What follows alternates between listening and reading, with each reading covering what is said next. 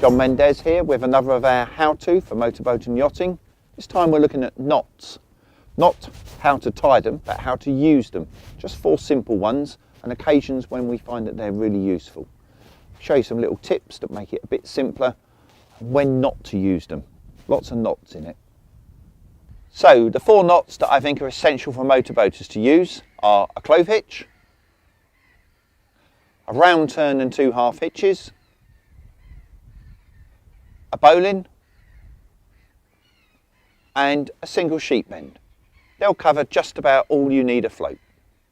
So clove hitch, everyone just uses this for tying fenders on. So it's nice and easy, just around and through. Now that's really good for tying a fender on, but if this fender is touching against the water as you go along, gradually this knot will release and your fender will disappear in the water. So if you're using it for any length of time, I like to put a little half hitch across the front of it like that, and that just secures it enough. Won't fall off now. If I'm arriving at a marina, I'm not quite sure where I'm going to go, instead of ending with a traditional line through, I just put a loop through like that, and now I've got a quick release. So if I pull on here, it will release nice and quickly. So just a little tip, quick hitch, just put a loop through and pull. If you want to use it for a fender height which you're happy, tie on as normal and make it a bit more permanent, half hitch across the front. Second one, round turn and 2 half hitches. Now we can again use this for tying the fenders on, and to do that we do a whole round turn, so we're back to where we started, and then a half hitch is going across the front and through, and then second one exactly the same way, across the front and through. Now, this is lovely and secure, and it's a great knot for securing your fenders, particularly at the end of the day if you're going to leave the boat for a while.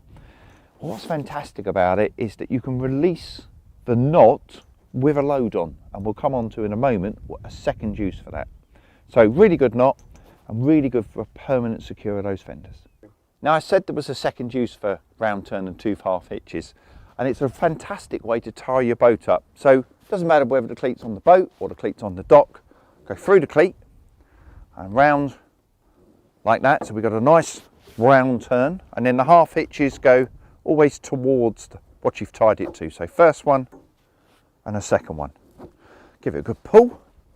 Now what's fab about this is that because of that turn, we're not getting a load of wear.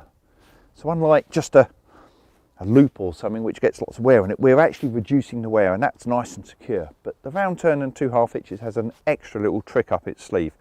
When we want to undo it, it doesn't matter. I'm pulling with my whole body weight there. It doesn't matter that all that weight is on it. We can release the knot itself with the weight on, and then gradually we can release that tension. So if you've tied to something, a ring for example, in a harbour, and the tide's dropped a bit and you've got tension on, because of that turn, you can actually undo the half hitches and you don't get stuck. Third, we've got a bowline, and a bowline really just makes a loop in the end of a rope. So some people like their mooring lines with loops ready made, and that's fine, but one day that'll be a pain, or it won't be where you need it, or be too small or too big. So being able to tie a bowline is really useful. So it's relatively simple. You make a loop round the back and you end up with that. Now it's not a bowline until you've pulled it properly tight, because it's only safe when it's under tension. So it's no use for something that you just leave because it goes all floppy. And lots of people like using the loop to either go over cleats. That's not terribly secure, so I like poking it through the cleat and then pull, and we've got a really nice secure fixing there. Now this could be the cleat that's on the dock or the cleat that's on the boat. You wouldn't have a bowline on both ends, because if the line was taut you'd never be able to release it. Now the big pain in the neck with a bowline is that when it's under tension I can't undo it. There's no way I can get that to undo. So the only time I can undo it is when the tension's off, turn the knot over and it will break apart. Last one of the four, sheet bend. Primarily used for joining two ropes together, particularly if they're different diameters. Technique is come up through the loop that you've created, round the back and just tuck it under. Very simple. And if for security, you can always go round a second time. So you get a double sheet bend, but we're just going to go a single for the moment, just so you can see the technique. Again, needs to be pulled tight. Why do we need this one? Well, if you ever need to be towed and you've put a bridle on the back of someone's boat, use a sheet bend and then it will nice and evenly pull from both cleats. And most importantly, when you need to get your lines back at the end of the day, just like a bowline, it will undo by breaking the back. So quick recap for you. Clove hitch, lovely for fenders. We can do it with a slip knot or we can tie it with an extra lock. Works for fenders all the time, nice and easy, nice and simple. Round turn and 2 half hitches.